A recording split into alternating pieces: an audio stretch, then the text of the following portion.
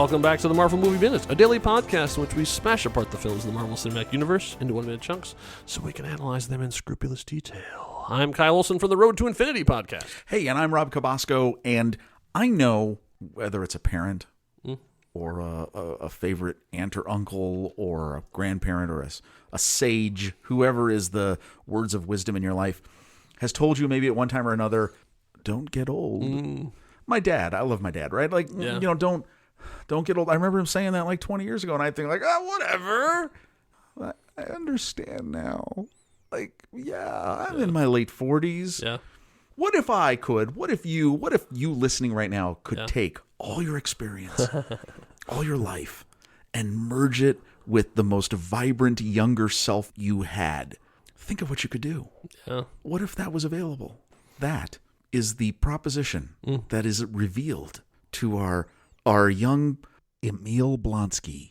What's going to happen? Yeah. Is that what happens in minute 34? Yeah, in minute 34. Of, Where was I going with this? In Louis Leterrier's 2008 Incredible Hulk movie, the dance continues. Like the two it's of them, a dance. The two of them are circling each other. Yeah, it's there. So this is an interesting minute in that, and when we prep for these, we always say, "Wow, you know, how much do you think we're going to talk about?" And we obviously end up talking more. Sure.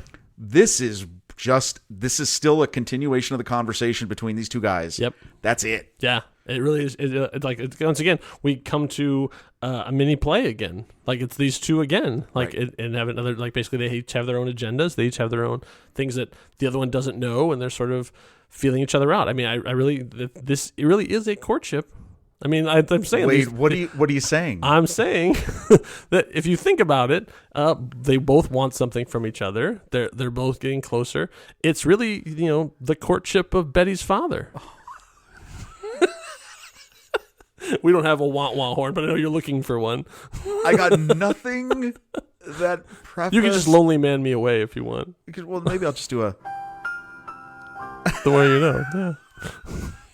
No, it is kind of. This is kind of we've bordered on intimate conversation. Yeah. Of, I know what you want. Mm-hmm. Because it really is. They're because Blonsky wants something. Ross wants something too. So they're both doing this push-pull thing of like manipulating each other to get into this thing. But I think they're much more unified in what they want. But they're doing this dance to sort of feel each other out and see, you know, what kind of business they could do together, because the world will shake from the decision that's being made here in these 2 minutes. I don't know if I can get the courtship idea out of my head, but okay. So we pick right up. We're like mid-sentence. Right where we left off. Right. Let's see. It starts with, "I never would have told him what the project really was." That's the end of that sentence. Right. So we get that. But he, this meaning Bruce, was so sure of what he was onto that he tested it on himself. Yeah, I agree. There's a hold on there. So, that's weird. Right. Because we've talked about this in detail. Yes. In like minute 3 or 4. Yeah. That kind of eludes the idea that Bruce was doing this in the dark of night by himself. Yeah, which is what the television show was. That's not what happened in this movie. Happened. He got everybody on board. He's like, okay, guys. Okay, like staff meeting. All right. So here's an idea. I have this gamma ray that's going to unlock the human potential, help me with radiation resistance. Well, I'm thinking test subject, 2 thumbs, this guy. Strap me in. I'm here. Like, I already have my medical record. I'm already cleared. Look, I'm up on all my shots. And remember, call back to like that minute. Yeah. He winks at Betty. Right. Like, I'm going to be Everybody's okay. on board. Ross is there. You know, there's another soldier who's there. I mean, is this Ross sort of retconning like what he did? Because maybe a little, but Bruce did manage to talk all of them into letting himself strap himself in and be blasted in the brain with radiation. This could be a situation of not necessarily retconning, but this is how he remembers it. Yeah, because we saw in the opening credits, right? You know exactly what happened. But yeah, in the original television series, that is what he did. But he did it in the dark of night alone. And here he gets everybody on board to, you know, support him in the decision. So yeah, that's like there's some scientific ethical problems there. But when he says this, though, it definitely ding ding ding. Like, what are you talking about? Exactly. So then he continues on and says, and something went very wrong, or it went very right. because it's Dun, the dun, thing. It dun. was an unexpected consequence of this thing. He wasn't trying to, like in the show, he was trying to unlock the hidden human potential of adrenaline and stuff, like the thing that allows people to lift cars off of people who have been hit and that kind of stuff, Right. trying to tap into the human potential. That's not what Bruce's research was, but it happened that it did that. And so this is what gets interesting. As far as I'm concerned, that man's whole body is the property of the U.S. Army. Oh, okay. Wow. So from this experiment, we paid for it, we organized it, it's sure. It just happens that, Bruce himself, not that. But the Hulk, that's ours. He's green just like the Army. So he's that's ours. But that's not. Right? I know that. This is how he sees it, though. So, that's how he sees it. Right. I mean, this is part of the character. Bruce is the fugitive who's hiding the thing that Ross really wants. We learned that from the deleted scene. It's not Bruce he wants. He doesn't want Bruce Brain. He doesn't want Bruce to redevelop the project. He doesn't want him to restart, the super soldier thing. He wants the Hulk. He could care less what happens to Bruce. Now, and is all that because, one, he wants that part of what Betty longs for to be removed, and also because he is so focused on this power and this energy and this creature, Bruce is no longer human to him. I would say, yeah. I would say he sees him as a military combatant. He sees him as the enemy. Well, I don't think he sees him as he sees anything. that Bruce is the one. Yeah, as much as any you're taught to treat the enemy as less than human. Bruce is what's standing between him and the thing that he wants. But I think it also He's probably seeing him as a traitor. Well, that, and probably in his mind, that day in the lab when his daughter was almost, killed, Bruce died. Bruce is no longer alive to him. That's All it. right. He stopped existing. This is it. Yeah. And that's what happens. Okay. One little funny thing Interesting when he talks about the property of the Army, and I Yeah. did notice this in one of the shots, the helicopter, there's a scene here where the helicopter's in full view. And clearly on the side of the helicopter are the letters USAF. Yeah. Everything we've seen, this is a Army thing. Right? So why is there an Air Force helicopter there?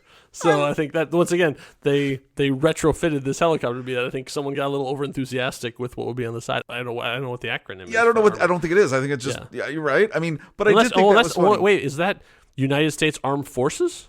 No, you wouldn't. I don't think. No. this- Okay. So Okay, this now is- we're a you know little what? bit of flying. We're flying We're blind flying right blind now. here. Yeah, Like, I was gonna say, if somebody needs to make a podcast about our podcast that goes through and cites all the stuff that we didn't think. this of. is one. This is doing no. And see, research. and we are transparent. We will readily admit We did not look that up. I don't know. Yeah. Also, the other thing is, and you can't. I would love to know, and we'll have to figure this out. Yeah.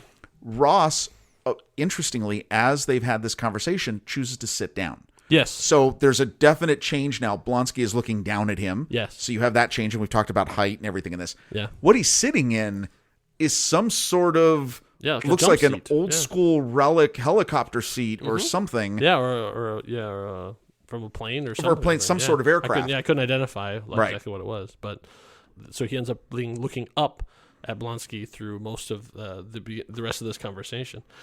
So then Blonsky counters and says, "You said he wasn't working on weapons, right?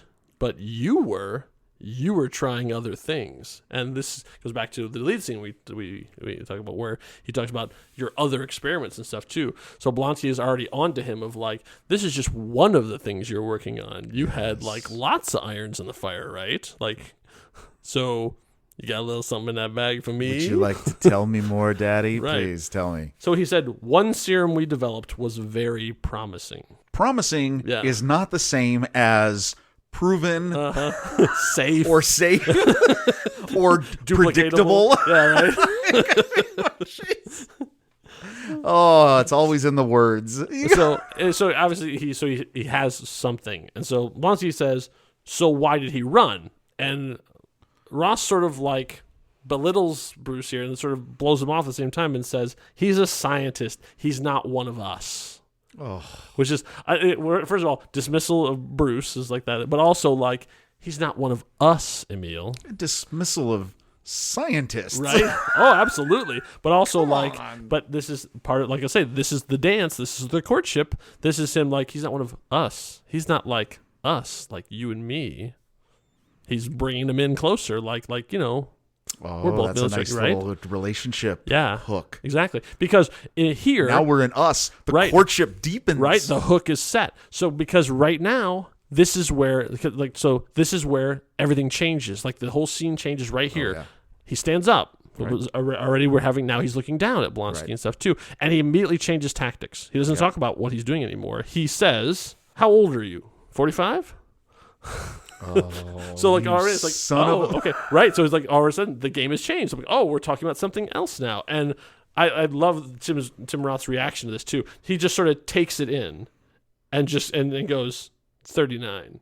And it's sort of like, yeah, you're lying. Like you're not 39. Is the character supposed to be 39? I don't think so. I think that was Emil lying. Yeah, that's Because when you get to 40, you don't often say 40, No. But at the time he shot it, he was 46. But I think he was still playing younger than that. Right. But I don't think he was playing 39. And then Ross says, "It takes a toll, doesn't it?" So, and then he then starts almost belittling Emil too. "So get out of the trenches. You should be a colonel by now with your record." And then Emil says, "No, I'm a fighter. I'll be one for as long as I can." So once again, we're establishing that like he wants to be on the front line. He doesn't want to have the desk job. He doesn't want command. He doesn't want to order people around. He wants to be out there running around through the streets of the favela and shooting darts at people. Like he wants to be, he's an action junkie. He wants the adrenaline. He wants to be out there hunting. Right. Then he says, "If I could take what I know now," and that's where the minute ends. Oh, We don't know what the end of that sentence I is. so know how this feels, right? Right? Like, we get this. What I really do think is funny, William Hurt, and of course we're looking at, screen grabs of this. His face turns. You see William Hurt in this character make an expression that you have not seen yet in this character. No. And the expression is one of emotional pity. Like, you sad old little man. Oh my God. And you're just like, dude, not cool. But he's bringing him in. Like, Yes! he's like, he's, as much as he's manipulating Blonsky is like happy to go along with this because he knows what's at the end of it. But like, still, the dance continues. This scene could just, if their hormones were just a little bit hotter, Right? Blonsky just goes, "I'm in. Yeah. Right? Yeah. Where do I go? Just hook me up. Yeah. Let's do this." And I think we're getting to that point, but yeah, he's still, because obviously it's still military. This is still a general. He's still under Ross's command at this point. So let me give you this question. At this point, Yeah. minute 34, Minute 34. who's the bigger monster? Well, the Hulk is clearly the biggest monster. Oh, in this I know what scene, you're saying. I know in what minute you're saying. 34. Right. But okay, as the villain, Yeah. is it Blonsky or is it Thunderbolt? Oh, I think it's Ross. Absolutely, Yeah, it's Ross. I agree. Because he's the one who's got the juice. Yes. I mean, like he's, it's basically like he's the one with the poison apple. Way too diabolical. Yeah. Way too manipulative. Yes. Way too just willing to go through any limit or rule to get what he wants. I think he's been planning this since they were in Bruce's apartment. Like after the failed thing, like he saw him and acts like he didn't get Bruce. Like I think up to that point, like that was his plan. Is like we'll send a bunch of commandos in. There'll be kick-ass guys. I mean, they'll be shooting darts and shooting dogs and taking names. Shooting dogs. at least two. And then when it all goes wrong, and it's the two of them in spar. They're all that are left from their group. I mean, we don't even know what happened to Man in Van. Yeah. He never seen again. So when they're having that conversation of like something hit us and like it was big and then when he says that was Banner, because at that point like the mission's a failure. Right. Blonsky did not do what he was hired to do. Like he at that point it could have been like, you're relieved. Get on the plane. Don't talk to me again. Right. Bye. Right. Like that could have been it. But I think at that point he was like already starting to see it. Like he can see Blonsky's hungry. He can see he looks around at 3 body bags, 2 guys on gurneys, and Blonsky standing there and kind of goes, "Hey, maybe this guy's got something." And here's what the most evil part of this is. Yeah. This conversation. If you're Blonsky, why don't you say, "Well, what about you? Oh, you're right. You're older than I am. Uh-huh. Why don't you do it?" If it's so, you know what I mean? Like, Yeah. This is why I pose that question is Ross is the most evil, because what's the worst trait of this? I'm not willing to do it myself. Right. I have to find there is a little bit here of the master and the apprentice. Yeah, a little bit of Faust here. Yeah, a little bit. Oh, there's a lot going on here. Like, look, I'm not going to do it, but I'm going to find someone who certainly is, and I'm going to fan the flames. Yep. I'm going to talk sweet to them. I'm going to do whatever it takes to get them to do the thing that I am not willing to do myself. Ugh. And eventually that question will be answered in the comic books, because like Ross does eventually take good treatment himself and become a Hulk. The Red Hulk. When you see the Red, I'm going to say, like, obviously, spoilers for a story like 10 years old, but when you see the Red Hulk, that's Ross. That's Thunderbolt Ross. And oddly, when he transforms, his mustache goes away. And when he transforms back, the mustache comes back. Ooh. Yeah. Very rarely you'll see the Red Hulk with a mustache. But like he still has this big handlebar mustache. Okay, now we've come to the end of the minute, so we can, we can digress. Yeah, exactly. As we're wrapping up here. I'm completely befuddled by that. Yeah. Like, so does it fall out and then grow back, or I does don't know. regress? That's a good question. Like they've never really answered that. What? I know. Like you think, obviously, when the Red Hulk first shows up, and obviously he doesn't have a name. He really is called Red Hulk. There was a period of comic books in Marvel where they just ran out of names. I kind of hope that. And so he was Red Hulk for a long time. And so the first year was, who is the Red Hulk? So it was a big mystery. Oh. And then it was finally revealed. And of course, if you'd put a big freaking mustache on his face, then everybody would have been like, that's why. That's why. That's exactly why. It would be great to find out if the mustache, when he becomes the Red Hulk, it falls off and becomes its own sentient being. And it's just Mustache Hulk. Or Hulk Mustache. I don't know which way you'd formulate that. Yeah. Hulkstache. Mm-hmm. Did we just invent something new? Hulkstache. Copyright next reel. 2020. Guys, get on this. Hulkstache. Hulkstache. And what would that be? Just a green mustache? I don't want to say what color would it be. I mean, I guess green is usually Hulk, but he's red. I don't know. It's worth a one-shot comic, I think. You know, maybe I smell a Hulkstache shirt coming. Ooh, maybe we can put it up on our store, because you can get Next Reel and Marvel Movie Minute merchandise. Maybe we can persuade some of our artists who did our beautiful thumbnail for the Marvel Movie Minute to do us a Hulkstache that we can do some merch on. So if you want to find out what is currently on offer, though, you can go to thenextreel.com/merch. There's shirts and mugs and all kinds of stuff with our logo, and maybe in the future, if enough of you ask for it, Hulkstache. That's going to be the weirdest thing ever. I don't even know what to say. That will be the code word that we know if you're really a true listener, is if you can come up to us or write us and be like, I know about the Hulkstache. If somebody comes up to me and says Hulkstache, I don't even know what I'll do. We will embrace them as brothers or sisters if that is their intention. Brothers or sisters of the Triple M. Right. Anyway. Yeah. The password is Hulkstache. So, hope you had a smashing good time. We'll be back for minute 35. Until next time, true believers. Bye.